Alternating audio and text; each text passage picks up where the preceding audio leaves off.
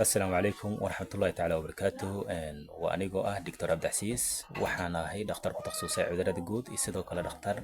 كتخصصي داوين تحت دنك حبنها ابن دنك قفل بأديك وقع عونيو هالنقطة حبن جبتي أما هالنقطة حبن مرقعدي أما مرقع إسدافة سيادتك إسدافة iyo xibnaha kale oo idilba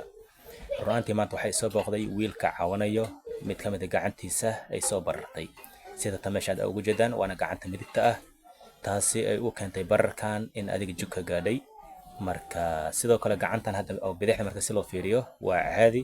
wax barar ah kuma jiro balse gacantan midig baa barar ku jirta marka waxaan rabaa in gacantan midig sida hadda ay u bararsan tahay in daaweynteeda ku sameeyo si qaab ahaan physiotherapy